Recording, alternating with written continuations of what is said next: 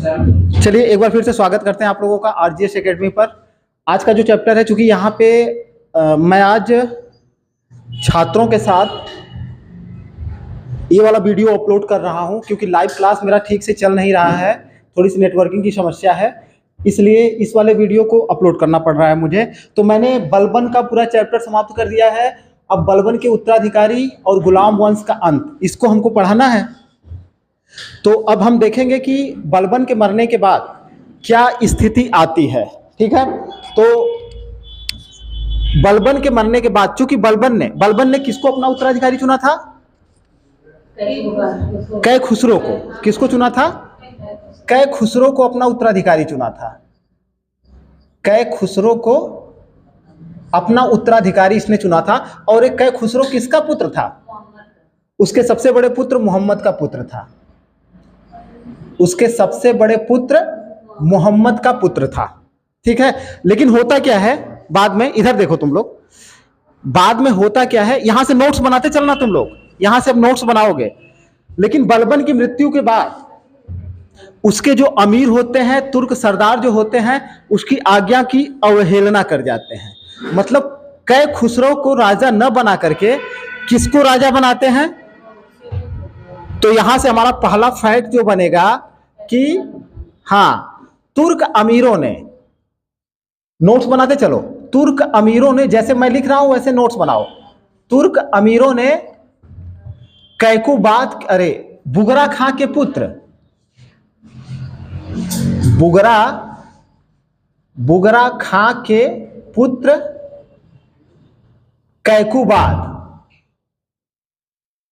कैकुबाद को शासक बनाया या सुल्तान बनाया। तो ये हमारा पहला फैक्ट है।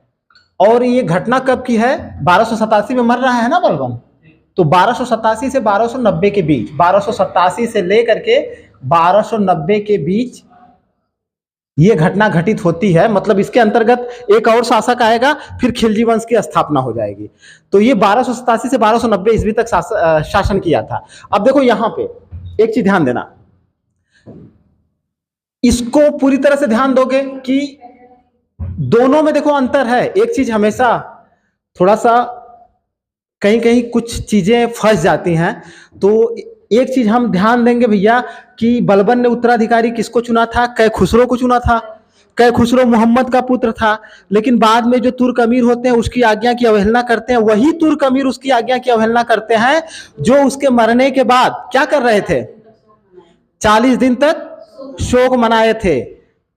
भूमि पर, मतलब नंगी जमीन पर लेटे थे, नंगे पांव उसके शव को दारुल उलूम तक ले गए थे, अपने वस्त्रों को फाड़ डाला था, ये सब किए थे वही तुर्क अमीर। तो इसको क्या कहा जाएगा? दिखावा ही तो कहा जाएगा।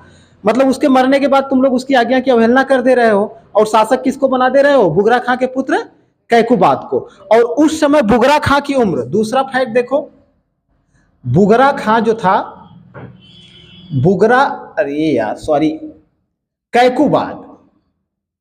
कैकुबाद की उम्र उस समय थी, उम्र 17 से 18 के बीच थी। चलो इजी टू मॉडरेट आ जाते हैं।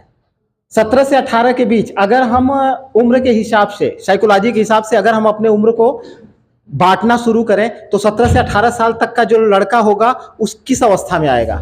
तो इसका मतलब क्या था? अगर इजी टू मॉडरेट वे में क्वेश्चन पूछे कि जब कैकुबाद शासक बना तो 17 से 18 वर्ष न दे करके, क्योंकि 17 भी 18 है, इतिहासकार ऐसा लिखते हैं, तो अगर कहे कि बाल्यावस्था में, किशोरावस्था में, शैशवावस्था में, कौन अवस्था में, तो हमारा ऑप्शन क्या जाएगा कि किशोरावस्था में ये शासक बना था। अच्छा देखो, अब होता क्या है, 17 से 18 वर्ष की उम्र में शासक बनता है। अब यहां पे जानते हो इसमें इसको शासक बनाने में सबसे बड़ी भूमिका जो होती है वह किसकी होती है? वह किसकी होती है? जो एक कोतवाल था जिसका नाम था फखरुद्दीन। कौन था? फखरुद्दीन। तो हमारा तीसरा जो फैक्ट बनेगा कि कैकुबाद को शासक बनाने में, कैकुबाद को शासक या सुल्तान बनाने में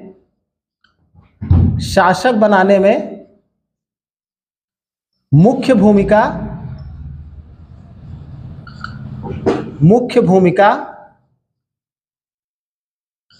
कोतवाल फखरुद्दीन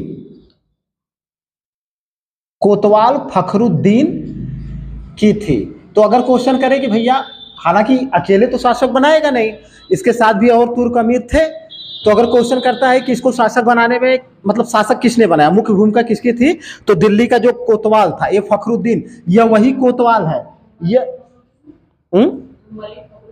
वही मलिक फखरुद्दीन या फखरुद्दीन, यह वही फखरुद्दीन है जिसने उसको मना किया था। क्या करने से मना किया था?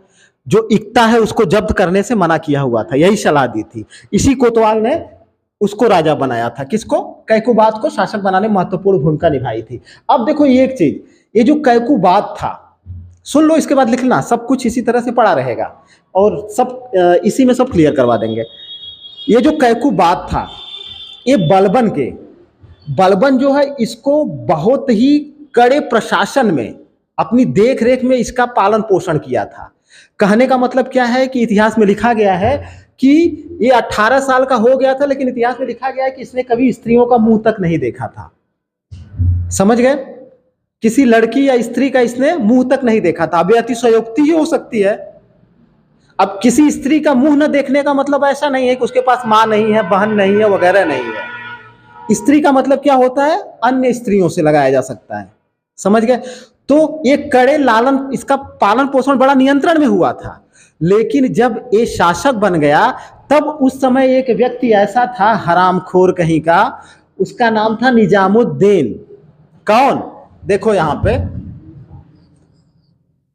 ये फखरुद्दीन का दामाद था। ये हरामखोर रहना, क्यों बेचारा इतना सीधा साधा रहा, तो ओके, मतलब फखरुद्दीन के दामाद निजामुद्दीन ने किसको? कैकुबाद को सुरा और सुंदरियों की तरफ धकेला। सुरा और सुंदरिये मतलब बतौला है कि देखा सुरा में कितना मजा है, सुंदरियन में कितना मजा है। समझ गए ना? फायदा उठाने के लिए इसने क्या किया? इसके दामाद निजामुद्दीन ने कैकुबाद को सुरा और सुंदरियों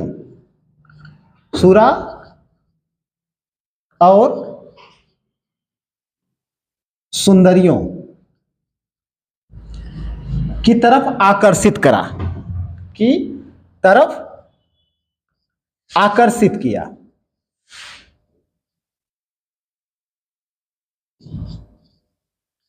अब बताओ, जिसने कभी मतलब किसी लड़की के संपर्क में नहीं रहा था, किसने कभी मदिरा नहीं पी थी, अब जब उसको लड़की के संपर्क में ला दोगे, मदिरा पिलाना शुरू कर दोगे, तो होगा क्या? अब उसको उसी में आनंद आने लगा। किसको? कैकुबाद को। और ये इतना विलासी हो गया कि इस कैकुबाद ने क्या किया? यमुना नदी के किनारे, यमुना नदी के किनारे एक महल बनवाया था। तो यहां से देखो क्वेश्चन आया हुआ है कि ये वाला महल किसने बनवाया था। ठीक है, यमुना नदी के किनारे किलोखरी नामक महल बनवाया। तो इस फैक्ट को आप लोग याद करके रखोगे कि भैया किलोखरी महल का निर्माण किसने किया था? तो किसने किया था? कैकुबाद ने किया था। आई का कही ना कि दिन रात यही महलवा में जाके सुरा सुंदरियन के बीच पड़ल रहना। कौन? कैकुबाद। इसमें निजामुद्दीन का षड्यंत्र था। निजामुद्दीन का क्या था? षड्यंत्र था। अब देखो होता क्या है, अभी ये जो निजामुद्दीन है, यानी इसका फखरुद्दीन का जो दामाद निजामुद्दीन है, ये अभी तक क्या था? देखो ये छठा फैक्ट हमारा है, दादबेग था।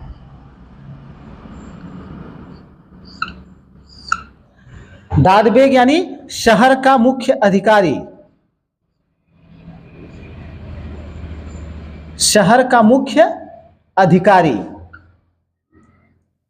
अच्छा, मान ला जे नालायक रही, जेके अपने, वैसे भी किशोरावस्था भटकने की अवस्था होती है।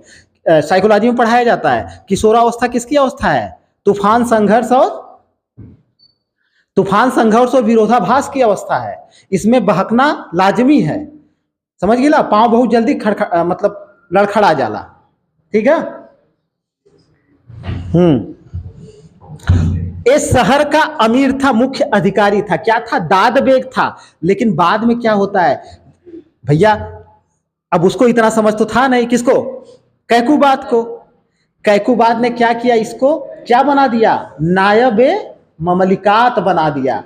कैकुबाद ने इसको कौन सा पद दे दिया, निजामुद्दीन को, नायबे ममलिकात का पद दे दिया, जो कि अभी तक महत्वपूर्ण पद है। पूरे गुलाम वंश में सबसे मेन पद जो रहा है वो कौन सा रहा है, नायब ममलिकात का, नायब ममलिकत का पद दे दिया। तो ये सारी चीजें क्लियर हो गई तुम लोगों की। पहले दाद बेग था, फिर बाद में नायब ममलिकत कौन रहा था इसके शासनकाल में, नायब ममलिकत कौन हुआ, निजामुद्दीन हुआ।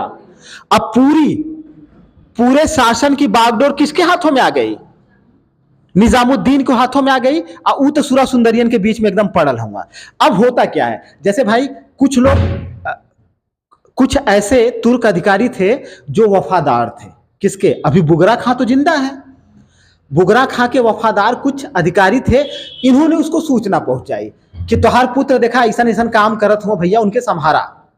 ठीक है। तो कैकुबाद क्या करता है, एक बड़ी सेना लेकर के दिल्ली की तरफ कूच कर, अरे सॉरी यार, बुगरा खां एक बड़ी सेना लेकर के क्या करता है, दिल्ली की तरफ कूच करता है। कुछ इतिहासकार लिखते हैं कि वह दिल्ली का सिंहासन प्राप्त करना चाहता है, कुछ इतिहासकार यह लिखते हैं कि वह अपने पुत्र को समझाना चाहता था। लेकिन हम सच किसको मानेंगे, सच इस बात को मानेंगे कि वह बुगरा खां अपने पुत्र को समझाना चाहता था। बाद में वही हुआ भी, क्योंकि अगर उसको सुल्तान बनना होता तो सुल्तान तो वैसे ही बना रहा था बलबन उसको, लेकिन उसने स्वीकार कहां किया। समझ गए ना।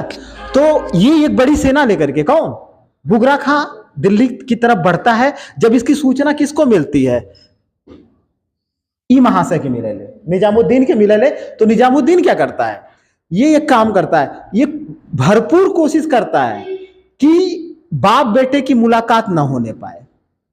कहे कि बाप बेटवा का अगर मुलाकात हो जाए, और वो आता क्या है, समझाने के लिए आया था, बाप बेटवा की मुलाकात ना हुआ पावे। लेकिन कुछ तुर्क जो अधिकारी थे, जो कैकुबाद या बुगरा खां के क्या थे, पक्ष में थे, उनके प्रयास से बाप बेटे की मुलाकात हो गई। अब यहां से क्वेश्चन बनता है कि दोनों की मुलाकात कहां पे हुई थी, किस स्थान पे हुई थी। तो जानते हो ये वाला फैक्ट हमारा बनेगा, ये नीचे दिख रहा है ना उसमें। अब हमारा 7वां फैक्ट जो बनेगा वो ये बनेगा कि बुगरा खां और कैकुबाद के बीच, बुगरा खां और कैकुबाद के बीच, कैकुबाद के बीच मुलाकात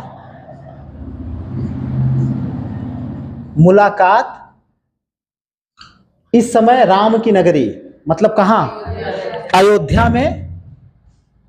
अयोध्या में कहां पे हुई, घाघरा नामक स्थान पे। अयोध्या में कौन सी नदी है, हाँ? नाम दोनों का एक ही है, समझ गए ना। तो घाघरा नामक नदी, या अगर आधुनिक फैक्ट में अगर पूछे तो ऑप्शन में सरयू भी दे सकता है, इजी टू मॉडरेट वे में, तो उसको भी तुम लोग मार सकते हो। ठीक है।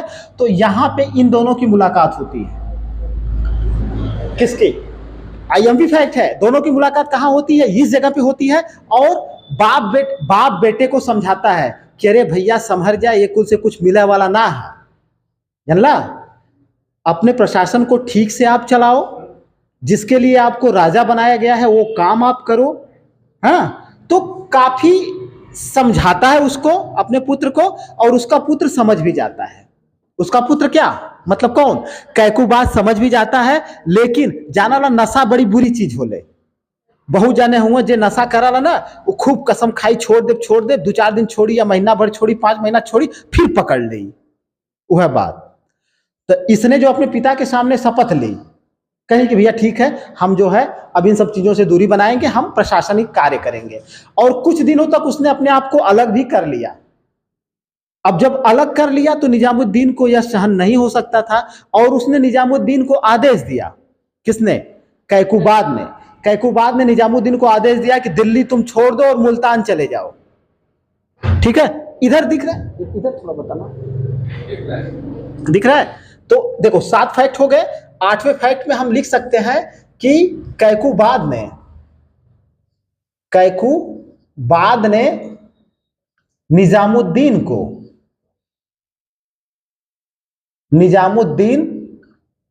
को मुल्तान जाने का आदेश दिया।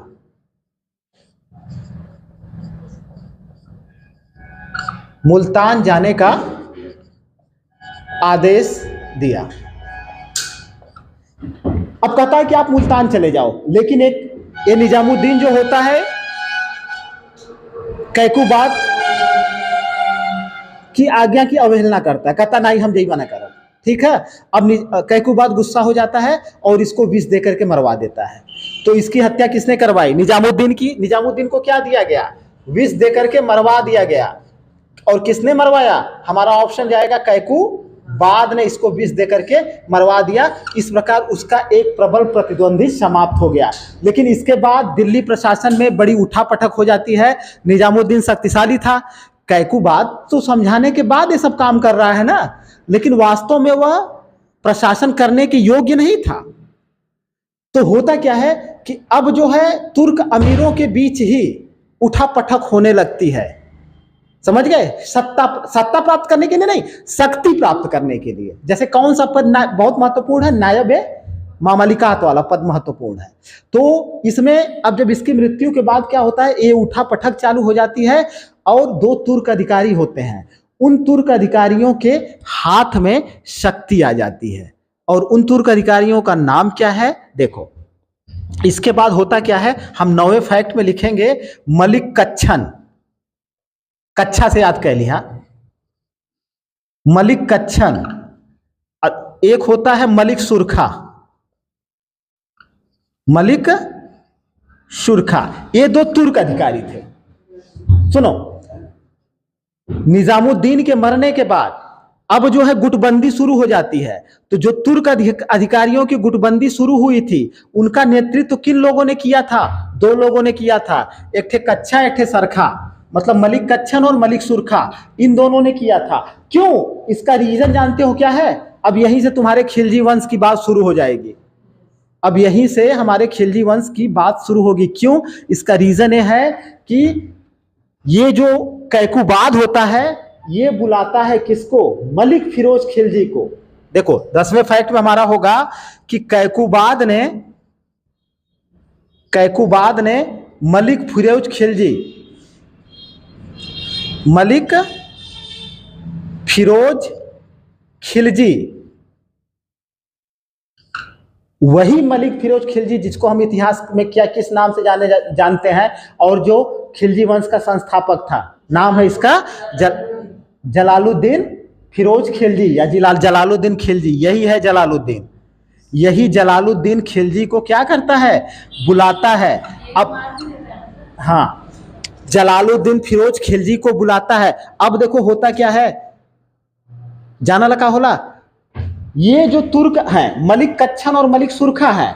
अब कैकुबाद इसको फिरोज खिलजी को, जलालुद्दीन फिरोज खिलजी को बुलाता है और इसको जो है, अब तुम लोगों से क्वेश्चन करूंगा, बरन का सूबेदारी सौंपता है। बरन हमारे उत्तर प्रदेश के किस जिले में? बरन बार बार नाम आ रहा है, बुलंदशहर। दिख रहा है? बरन जो है कहां पे है? बुलंदशहर में।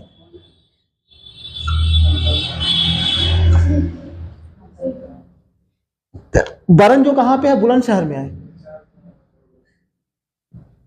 बरन कहां पे है? बुलंदशहर। अब देखो यहां पे, देखो ध्यान देना, मलिक फिरोज खिलजी को बुलाता है और उसको कहां का, अगर क्वेश्चन करे कि कहां की इक्ता सौंपता है, कहां की सूबेदारी सौंपता है, तो बरन या बुलंदशहर की सूबेदारी सौंपता है। और एक उपाधि भी देता है, एक इसको उपाधि भी देता है। समझ, जानते हो किस चीज की उपाधि देता है? इस जलालुद्दीन को देता है उपाधि शाइस्ता खां की। शाइस्ता खां की उपाधि देता है। अब थोड़ा सा कॉन्सेप्ट में चलते हैं, हल्का सा कॉन्सेप्ट में चलेंगे। अब देखो 2 दल बन गए। दल कौन कौन से बने हैं? एक दल तुर्क अमीरों का था जिनका अभी तक सत्ता पे क्या था, नियंत्रण था, उनका नेतृत्व कौन कर रहे थे, मलिक कच्छन और मलिक सुरखा कर रहे थे। अब जो है एक दल जो बना उसका मुखिया कौन था, मलिक फिरोज खिलजी, यानी बाद में उसने जलालुद्दीन को उपाधि धारण की। अब उसका नेतृत्व कौन कर रहा है, मलिक फिरोज खिलजी। तो जो तुर्क अधिकारी थे वह कभी यह नहीं चाहते थे कि भैया ये जो क्या है, ये तुर्क नहीं है, क्या है, जातिवाद की भावना, समझ गए ना, ये जो है खिलजी है, खिलजी वंश से संबंधित है। तो ये जो है कहीं से भी सत्ता में ना आने पाए, सत्ता में आने की बात तो अभी दूर है, मतलब कहीं से शक्तिशाली ना होने पाए या इसकी भूमिका तुर्क अधिकारियों के जैसी ना होने पाए। तो दो दल बन गए, एक फिरोज खिलजी का बन गया, एक इसका भी बन गया। और कैकुबाद ने समर्थन किसको दिया था, मलिक फिरोज खिलजी को। उपाधि कौन सी दी थी, शाइस्ता खां की उपाधि दी थी। सूबेदारी कहां की प्रदान की थी, बरन की सूबेदारी प्रदान की थी। तो अब जो है गुलाम वंश के इतिहास में एक बार फिर से उठापटक शुरू हो जाती है शक्ति प्राप्त करने की। खिलजी जो थे वो चाहते थे इसके नेतृत्व में, फिरोज खिलजी के नेतृत्व में चाहते थे कि शक्ति हमारे हाथों में आ जाए, और तुर्क चाहते थे कि खिलजियों का विनाश हो जाए और हमेशा की तरह हम ही लोग राजा को बनाते रहें, उतारते रहें, या हम ही को सारे जो उच्च पद हैं प्राप्त होते रहें। लेकिन इतिहास किसी के जैसे चाहे वैसे चलता नहीं है, वो अपने कालक्रम के अनुसार घटित होते रहता है। उसकी धारा को कुछ लोगों ने मोड़ा जरूर, लेकिन बदल नहीं पाए। अच्छा चलो, अब यहां तक सारी चीजें लिख लिए तुम लोग, क्लियर हो गया। अब लिखवाना इसको नहीं पड़ेगा ना, हो गया ना। नीचे तो दिख नहीं रहा होगा ना, दिख रहा है, इसमें क्या है, हाँ 2 लाइन बस दिखेगा, तो रुक जाओ मिटा देंगे, बस ये समाप्त होने वाला है, थोड़ा सा और है, ताकि हम अगली बार जब स्टार्ट करें अगले हफ्ते में तो खिलजी वंश स्टार्ट हो जाए।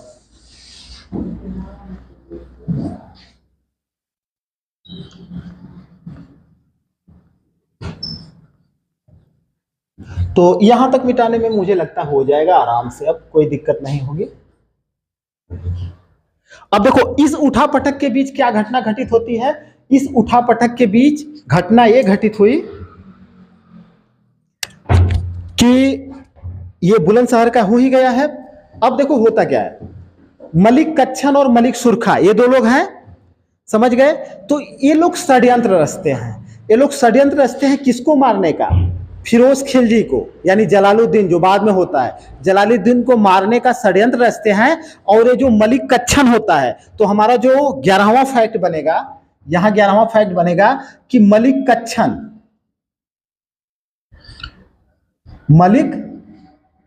कच्छन ने फिरोज खिलजी, मतलब वही फिरोज खिलजी, कोई दिक्कत नहीं होगी समझने में तुम लोगों को, फिरोज खिलजी को मारने की जिम्मेदारी ली। यहां से अगर क्वेश्चन बनेगा कि किसने फिरोज खिलजी को मारने की जिम्मेदारी ली थी, तो हमारा ऑप्शन जाएगा भैया किसने, मलिक कच्छन ने ली थी। लेकिन इसके पहले एक घटना घटित हो चुकी है, जानते हो क्या घटना घटित हो चुकी है? इसके पहले घटना ये घटित हो चुकी है कि ये जो तुर्क अमीरों के दल है, मलिक कच्छन और मलिक सुरखा, ये लोग क्या करते हैं मिल करके, वो जो कैकुबाद होता है, समझ गए, एक घटना थोड़ी सी कैकुबाद के साथ एक घटना घटित हो जाती है, संयोगवश कैकुबाद को फालिज मार जाता है, यानी लकवा मार जाता है। अब यहां से भी क्वेश्चन आया कि निम्न से किस शासक को लकवा मार गया था, तो कैकुबाद को क्या मारता है, लकवा मार जाता है, कैकुबाद को लकवा मार जाता है। अब इन सबों को एक बहाना मिल जाता है, किसको, मलिक कच्छन मलिक सुरखा और उससे संबंधित तुर्क अधिकारियों को। ये लोग क्या करते हैं, कैकुबाद का एक पुत्र था 3 वर्ष का, जिसका नाम था कैमर्स या कैमुर्स, क्या नाम था, कैमर्स, ठीक है। देखो सुनो, ये तुर्क अधिकारी, अब 13 फैक्ट में हम लिखेंगे, इसके लकवा मारने के बाद कैकुबाद के पुत्र लिखोगे, तुर्क अधिकारियों ने, तुर्क अमीरों ने कैकुबाद के पुत्र, कैकुबाद के पुत्र कैमर्स को शासक बनाया। अब जानत हुआ ये कैमर्स की उम्र उसमें कितना साल रहा? 600 अवस्था में था वो, यानी इसकी उम्र कितनी थी? 5 साल ना रहा, 3 वर्ष। तो इसको याद करके हम लोग रखेंगे कि भैया शमसुद्दीन कैमर्स किसका पुत्र था? कैकुबाद का पुत्र था, और इसकी अवस्था क्या थी? 3 वर्ष थी। इजी टू मॉडरेट वे में जाएंगे तो हम लोग कहेंगे कि ये किस अवस्था में शासक बना था? 600 अवस्था में शासक बना था। अब वो कौन शासन करी है? तो इसका क्या मतलब हुआ कि जो तुर्क अधिकारी हैं वो सब शासन तो वही करेंगे, ये नाम मात्र का राजा बनेगा। समझ गए? और इसको जो है उपाधि देते हैं, किसको? कैमर्स को। तो 14 फैक्ट में हम देख सकते हैं कैमर्स को शमसुद्दीन द्वितीय, शमसुद्दीन द्वितीय की उपाधि दी गई। तब एक पूरा नाम पड़ गया शमसुद्दीन कैमर्स। उपाधि शमसुद्दीन की उपाधि दी गई। और जानते हो यहां देखो, ये गुलाम वंश का एक ऐसा शासक है, एक ऐसा शिशु है, शिशु शासक, जिसका राज्याभिषेक किसी महल में नहीं हुआ था। इसका राज्याभिषेक, इसको क्या करता है?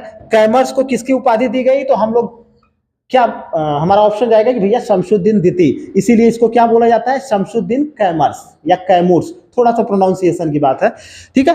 और इसका राज्याभिषेक जानते हो कहां किया गया? द्वितीय की उपाधि दी गई और इसका राज्याभिषेक एक चबूतरे पर किया गया। और इसका राज्याभिषेक, राज्याभिषेक चबूतरे का नाम क्या था जानते हो? नासिरी चबूतरा, जिसका निर्माण इल्तुतमिश ने करवाया था। इसका जो है, इसका राज्याभिषेक कहां किया गया? नासिरी चबूतरे पर, नासिरी चबूतरे पर किया गया। ठीक है, तो एक बार क्लियर करते हैं हम लोग, जो कीवर्ड्स हैं वो यही हैं। हम लोगों ने क्या देखा कि तुर्क अमीरों ने किसको शासक बनाया? किसको लकवा किसको मारता है? कैकुबाद को लकवा मार जाता है। अब इन सबों को एक बहाना मिल जाता है, ये सब क्या करते हैं? कैकुबाद का ही पुत्र था जिसका नाम था कैमूर्स या कैमर्स, उसको उपाधि ये सब प्रदान करते हैं शमसुद्दीन, यानी कि वो शासक बना तो किस नाम से बना? शमसुद्दीन कैमर्स के नाम से, या शमसुद्दीन द्वितीय कैमर्स के नाम से। इसकी अवस्था कितने साल थी? 3 साल थी। अच्छी बात है। और इसके बाद इसका राज्याभिषेक कहाँ किया गया? ऑप्शन दे सकता है, कोई जरूरी नहीं कि बोले नासिरी चबूतरा, बोल सकता है राज सिंहासन, चबूतरा या वगैरह वगैरह। तो ये शासक ऐसा है जिसका कहां पे राज्याभिषेक हुआ था?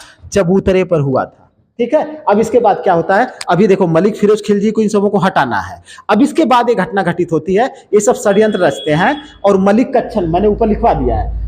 अगर क्वेश्चन करे कि कौन फिरोज खिलजी को मारने की जिम्मेदारी लेता है, तो हमारा ऑप्शन जाता है कि मलिक कच्छन लेता है।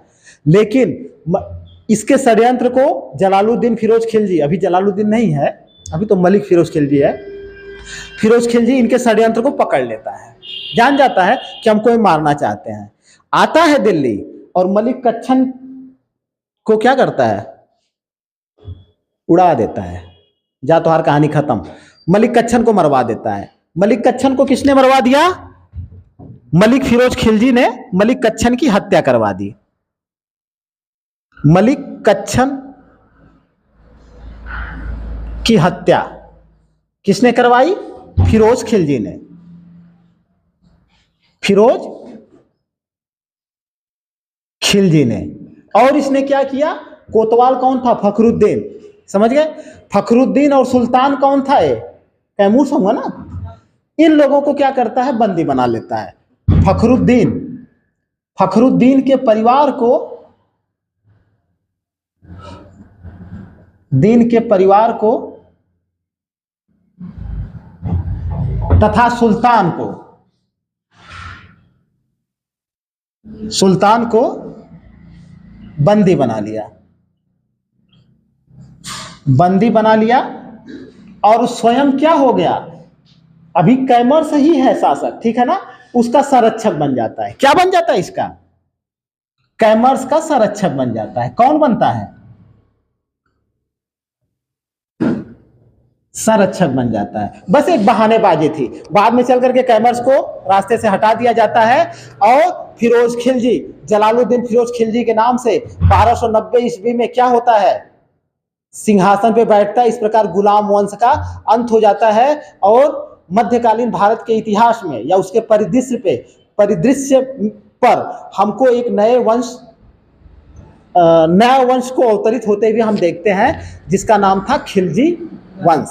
और इस खिलजी वंश में कुछ शासक हैं, खासकर फिरोज खिलजी, सबसे मेन शासक जो है अलाउद्दीन खिलजी। तो हमारा गुलाम वंश का चैप्टर पूरी तरह से क्लोज हो गया।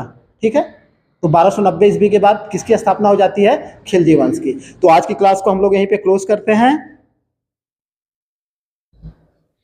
बंद कर दो वीडियो को, प्लीज लाइक शेयर और सब्सक्राइब करा भैया लोगन,